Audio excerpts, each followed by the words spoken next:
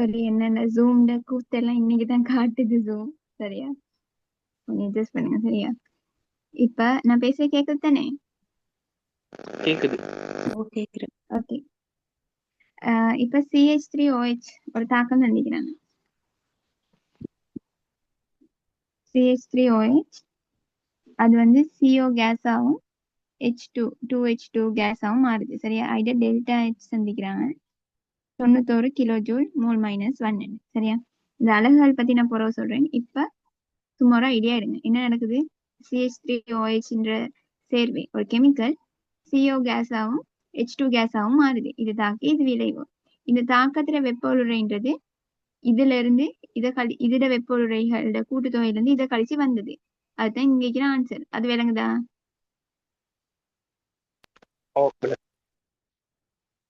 Okay. அப்ப இதுல பாத்தீங்கன்னா இந்த 91க்கு 3க்கு ஒன்றும் இல்லை அப்படின்னா நேரிக்குதுன்னு அர்த்தம். அப்படின்னா இந்த தாக்கம் அகவெப்ப தாக்கமா புறவெப்ப தாக்கமா? அகவெப்ப தாக்கம். சரியா, இப்ப நான் இது தொகுதின்னு வரைகிறேன், இது சூழல்னு வரைகிறேன். சரியா, CH3OH இங்கால CO H2 கேஸ் இக்கே. அகவெப்ப தாக்கம்னு சொன்னா இவர் என்ன செஞ்சுக்கிறாரு, ஒரு அளவு சக்தியை வந்து தனக்குள்ள எக்ஸ் அளவு சக்தியை வந்து இவருக்குள்ள உள்ளு கட்டிக்கிறான்னு அர்த்தம். அதுதான் அகவெப்பம்னு சொல்றது, தனக்குள்ள துணிஞ்சு கொண்டது. எதுக்குள்ள? தொகுதிக்குள்ள. நான் சொன்னேன் அந்த பேர் எப்பயுமே தொகுதிக்கு சார்பா தான் வரும். தொகுதிக்கு சொந்தமான பேர் அது. அகவெப்பம்னா இவர் உள்ளுக்கு துணிஞ்சிக்கிறாருன்னு அர்த்தம் வெப்பத்தை. இவருக்கு இந்த வெப்பம் எங்க இருந்து கிடைச்சிச்சு? சூழல்ல இருந்து கிடைச்சிச்சு. இப்ப சூழல்ல இருந்து தான் அந்த சக்தி இவருக்கு அப்படியே போயிட்டு. இப்ப சொல்லுங்க, கேட்ட கேள்வி என்ன? கொள்கலத்தில் உள்ள பொருள்களின் வெப்பநிலை. இப்ப கொள்கலத்தில் இருக்கிற இது எங்களுக்கு தெரியும், இது தாக்கி. கொள்கலத்தில் இருக்கிற பொருள்கள்னு சொன்னா இப்ப நீங்க இந்த தாக்கம் நடக்க அந்த கொள்கலம் நிக்கிற இந்த பாத்திரம், அதுல இந்த CH3OH மட்டும் இல்ல, வேற இன்னும் பொருட்கள் இருக்குதுன்னு அர்த்தம். ஆனா அதெல்லாம் தாக்கத்துக்கு உட்படுதுன்னு அர்த்தம் இல்ல. தாக்கி மட்டும்தான் தாக்கத்துக்கு உட்படுது. இன்னும் வேற ஒரு பாத்திரத்துக்குள்ள வேற என்ன வேணா சாமானம் வைக்க இருந்தானே, எல்லாமே தாக்கம் நடக்குதுன்னு அர்த்தம் இல்ல தானே. இப்ப நீங்க எத்தனையோ சாமானங்களை வலிக்கு திறந்து விட்டுக்கிறீங்க, எல்லா சாமானங்களுமே வலியில இருக்கிற ஆக்சிஜனோட தாக்கம் புரியுதா? இல்லையே. அந்த மாதிரி தான் இந்த பொருள் வைக்கிற CH3OH தான் வந்து தாக்கம் அடைஞ்சிக்கு. மத்த என்ன இதை விட வேற என்னென்ன சரி கேளும், ABC வேற என்னென்ன வேணாலும் இருக்கலும், அதெல்லாம் தாக்கி இல்ல, வேற பொருள்களுக்குள்ள வரும். அப்ப அந்த பொருள்கள் வந்து சூழலுக்கு உட்படுமா இல்லாட்டி ரசாயன தொகுதிக்குள்ள உட்படுமா? என்ன சொல்றீங்க? சூழலுக்கு. சூழல். மத்தாக்கள்? சூழல். சூழல். இப்ப அது சூழல் தான், ஏன்னா தாக்கியும் விளைவையும் தவிர மத்த எல்லாம் சூழல் தானே சொன்னேன். அப்ப சூழல். அப்ப இவங்க இங்க கேக்குறது கொள்கலத்தில் உள்ள பொருள்களின் வெப்பநிலைன்னு சூழலோட வெப்பநிலைய. சரியா, சூழலோட வெப்பநிலைக்கு என்ன நடந்துச்சு? அப்ப இந்த பக்கம் தானே வருது. இவர் வெப்ப சக்தி, இவர் ரசாயன சக்தி இவருக்கு துரிஞ்சிக்கிறாரு. அந்த ரசாயன சக்தி அவருக்கு கொடுத்தது இந்த சூழல். அப்ப சூழல் வந்து வெப்ப சக்தி இழக்கப்பட்டிருக்கு. அப்ப சூழலோட வெப்பநிலை என்ன செஞ்சிக்கணும்? குறைஞ்சிருக்கணும். அது விளங்குதா?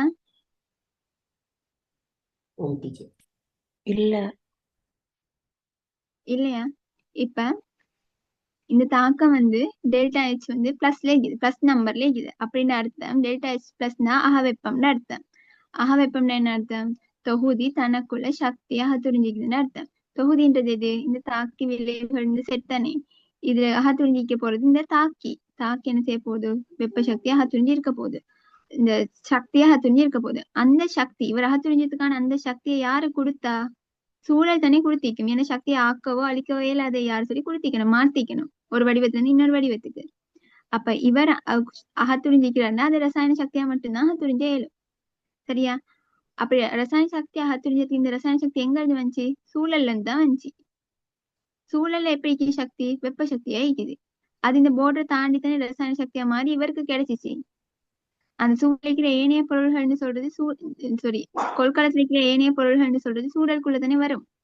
அப்ப இங்க வெப்ப சக்தி குறையுதுன்னு அர்த்தம், வெப்பநிலை இங்க குறையுதுன்றது தானே. விளங்கிச்சா? விளங்குச்சு. அப்ப அவங்க சொல்றது கொள்கலத்துல மிச்ச பொருள்கள்ன்றது சூழலை பத்தி. சூழலோட வெப்பநிலை அப்ப என்ன செய்யும்? குறையும். அப்ப ஆன்சர் வந்து 2 இல்லாட்டி 3 தானே வரப்போகுது. இது எங்களுக்கு தெரியும் என்ன, 2 இல்லாட்டி 3 தான் வரப்போகுது. அது விளங்கிச்சா?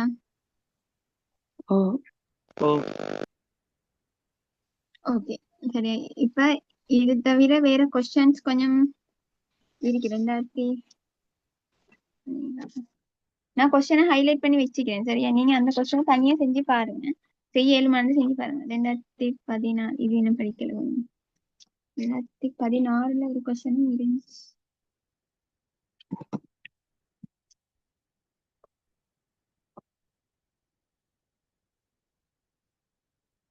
என்னன்னா நாங்க கிளாஸ் வந்து 5 to 7 செய்வோம்மா. இல்லாட்டி எனக்கு முடிக்க கொஞ்சம் டைம் போதா மாதிரி. என்ன சொல்றீங்க? ஓகே. ஓகே.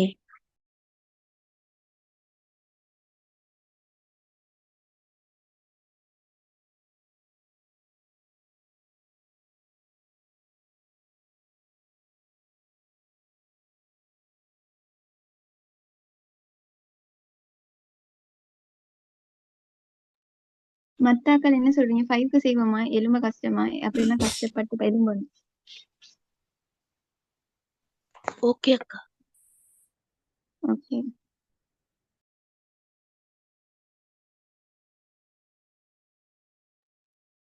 நீங்க கேள்வியை கண்டுபிடிக்க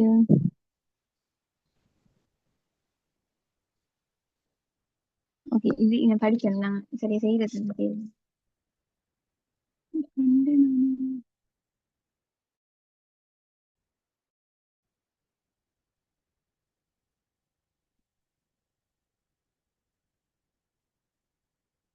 ஓகே அந்த கேள்வி நாங்க போற பார்ப்போம் சரியா. இப்ப நான் நோட்டை போடுறேன் சரியா. இந்த நோட் வந்து நான் இப்ப இன்னைக்கு காலைல எழுதிய நோட். நான் எங்க சரி பிழைச்சிருந்தேன்னா எனக்கு கொஞ்சம் சொல்லுங்க சரியா.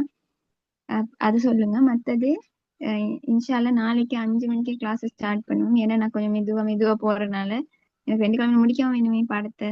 அதுக்கு இப்ப எனக்கு சொல்லுங்க. நான் ஃபாஸ்டா ஸ்லோவா என்ன சரி சேஞ்ச் பண்ணணுமா? வேற வேற என்ன சரி டிஃப்ரெண்டா நீங்க எதிர்பார்க்கறீங்களா அப்படின்னு சொல்லுங்க சரியா. மத்தது ஜூம் வந்து ஒரு மீட்டிங் முடிஞ்சு அடுத்த மீட்டிங் ஸ்டார்ட் ஆகிறதுக்கு இடையில 9 மினிட்ஸ் வெயிட் பண்ணுங்க அப்படின்னு வருது சரியா. அதுக்கு என்ன சரி தீர்வுகள் உங்கள்ட்ட இருந்தாலும் எனக்கு சொல்லுங்க. இப்படி அதை செய்யறது. ஏன்னா 9 நிமிஷம் நீங்க பாத்திருக்க வரும். அதுக்கு ஏதாச்சும் சொல்யூஷன் தெரியுங்களா சொல்லுங்க எனக்கு. இப்ப எனக்கு கொஞ்சம் சொல்லுங்க. நான் ஸ்பீடா ஃபாஸ்டா விளங்குது இல்லையா? ஜெனுவின் ஆன்சர் வேணும். இந்தக்குள்ள நோட்ஸ் போடுவீங்களா ஓகேக்கா. அத்தா? ஓ நோட்ஸ் போடுறேன். நான் இப்ப இன்னும் கொஞ்சம் டீ குடிச்சிட்டு போடுறேன். எனக்கு உங்களோட ஃபீட்பேக் கொஞ்சம் சொல்றீங்களா? இந்த ஸ்பீடு ஓகேக்கா, விலகுது.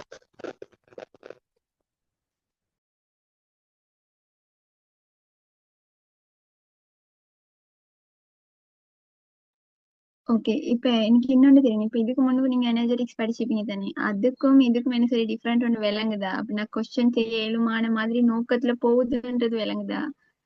இல்லாட்டி அப்படின்னு ஓகே. விளங்கல. ஏன்னா நீங்க தானே எக்ஸாம் செய்ய போறாரு.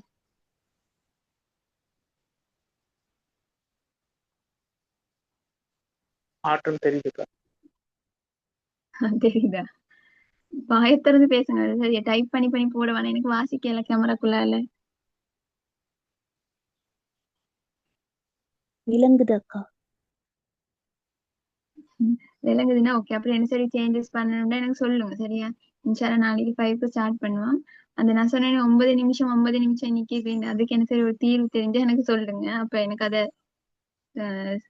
நிவர்த்தி செய்யலாம் சரியா. அப்ப நான் முடிக்கிறேன். அஸ்ஸலாமு அலைக்கும். பாய் பாய். பாய்க்கா. Bye. Good night. தேங்க்யூ. பாய். தேங்க்யூ.